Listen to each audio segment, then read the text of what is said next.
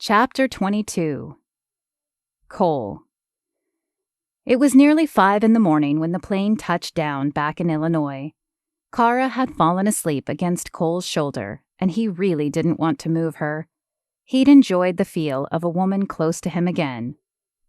However, before he could wake her gently, the lights did it for him as the plane came to a full stop and they switched on. She opened her eyes and then jerked her head away as soon as she realized it had been resting against him. "Sorry, I didn't mean to fall asleep on you. I guess these late nights are taking a toll on me." Cole certainly hadn't minded her head against him. In fact, he'd enjoyed the smell of her hair that tantalized his senses before he'd fallen asleep himself.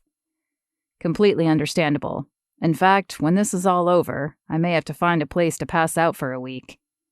"You and me both," she said as she pulled out her cell phone and turned it back on. Even though it was early in the morning, her phone began buzzing almost continuously, with texts, missed calls, and voicemail notifications. "Guess I've missed a few calls," she said with a slight chuckle. Her smile faded, though, as she scrolled through the log. "They're all from Nick. We better head to the hospital." "Can we stop for a shower first?" The one thing Cole hated about flying was how sticky he always felt afterwards. Besides, sleep was still heavy on his shoulders, but perhaps a hot shower and a cup of coffee would wake him up. "Yeah, but we should make it a quick one. With this many calls, the news can't be good." She was already returning Nick's call as they walked off the plane. Cole was glad they had parked at the airport and that they hadn't brought any luggage, as it enabled them to get to the car faster. He heard only bits and pieces of Cara's discussion, but it certainly didn't sound like a pleasant one. "Nick says all of the women from the church tested negative except one. However, they've had 30 people check themselves in who were in the pool. This is a disaster." "I'll help in any way I can," Cole said, sending a quick glance in her direction as he pulled onto the interstate. "I know. I just wish I had more researchers here, and I wish I knew for sure how to help the people in the hospital." From the corner of his eye, Cole saw her hand tapping a nervous rhythm on her knee.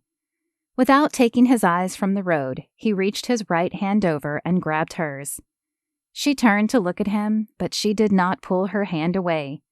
Instead, she laced her fingers through his and squeezed. Cole felt his heart dance in his chest. How long had it been since a woman had made his heart do that? Years. Probably since Courtney, in fact. When he'd gotten the call that she'd been killed by a drunk driver, he'd thought his heart would never thaw again. It had become a glacier of ice, driving him out of his original career as an advertiser and straight into the police academy. He'd told himself it was so he could stop crimes like that from hurting anyone else's loved ones. But he was becoming more certain he'd harbored a secret death wish. Everyone knew police officers held a dangerous job, and he put himself in harm's way more often than not, before he'd become a criminal investigator. Perhaps that was why his career in law enforcement had felt so unfulfilling. It wasn't what he was meant to do, which begged the question, what was he supposed to do? Go back into advertising? Take a different path entirely?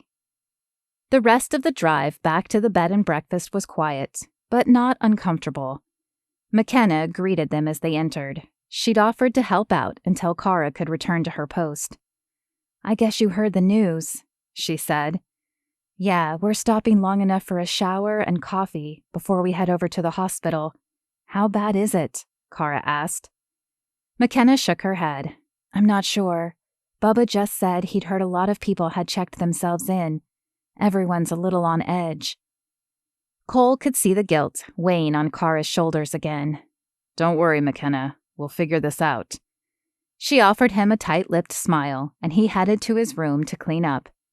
20 minutes later, they were on the road again, feeling a little more refreshed and smelling a lot better. The sun peeked over the hospital as they turned into the parking lot, but despite the beautiful colors lighting up the sky, Cara's face was somber. What if there's more bad news? Her voice was little more than a whisper. He turned the engine off and turned to face her. That's possible, but I learned a long time ago that God is in control. All we can do is pray for the best outcome and trust that He knows best. Cara nodded, though from the pained expression on her face, he wasn't sure his words had had the desired effect. Nick greeted them at the nurse's station, his expression haggard and somber. Did you find anything out from David's sister? Cole shook his head. She suspected her brother was into something illegal, but she didn't know any specifics. Did he say anything before he was killed? Cara asked. Nick nodded and ran a hand across the back of his neck. He did. But it wasn't much, and it doesn't make sense to me. Again, he said he was sorry, and then something about a snake. His hand scraped across the side of his neck before falling limply to his side. Cole exchanged a glance with Cara. Again, with the snake. Had David been referring to himself? Maybe he had taken on the symbol as a way to assuage the guilt he felt for the job he was doing. Or maybe he learned something about the man who was obsessed with the snake, and that's what got him killed. Cara swallowed, and her voice was pinched when she spoke. A snake? Like the slithering kind? Nick shrugged. I don't know. He passed out again after that. His fever was still high, though, so he might have just been hallucinating, Cara. Yeah, maybe. Her finger tapped against her lips, and Cole could tell her mind was running through the same possibilities his just had. Cara said you mentioned others. How are they doing? Cole asked, turning the conversation back to the issue at hand. They could ruminate on what the snake meant later. Yeah, Jordan and the other officers managed to locate several people who had been at the pool. They're out looking again to see if they can reach the rest. We're still waiting on test results, but several of them have complained of pain or a cough. I'm hopeful that even if they are positive, we'll have reached them in time for treatment. But we did lose 2. Cara gasped, and her hand flew to her mouth. 2? Nick's hand found the back of his neck again. Yeah, an elderly couple. Evidently, they had been at the pool a few days ago. Either they didn't realize they were running a fever, or the disease hit them faster due to their weakened immune systems. Both had high blood pressure and diabetes, which is the only explanation I can come up with for why it progressed quicker in them. Anyway, they never called anyone. The blood drained from Cara's face. You mean they died in their house? They did. Oh my gosh, what if more people die like that? That's why the cops are still out looking, Nick said. The pager on the waist of his pants began buzzing. He glanced down at it and then offered an apologetic smile. I have to go, but I'll call if there's any new information here. Cara nodded, but her head shook back and forth slightly. Suddenly, she whirled on Cole. The expression in her eyes harried and shocked. I have to hold a press conference or get the news out to the media. We should have done that sooner. We've wasted so much time. Hey. Cole placed his hands on her arms to stop her spiral of blame. We will. We'll go there next. It's going to be okay. Tears glistened in Cara's eyes as she shook her head again. It's not. It's not okay. How many more have to die because of me? He pulled her against his chest, his hand rubbing her back. They didn't die because of you. You were trying to come up with a cure. Don't carry this burden. Cara lifted her head. She wasn't much shorter than Cole, and the movement brought her face inches from his. Cole's heart froze in his chest. He could feel her breath against his chin, see the gold flecks in Cara's eyes. Everything in his body wanted to kiss her, to see if her lips were as soft as they looked. But did she want that?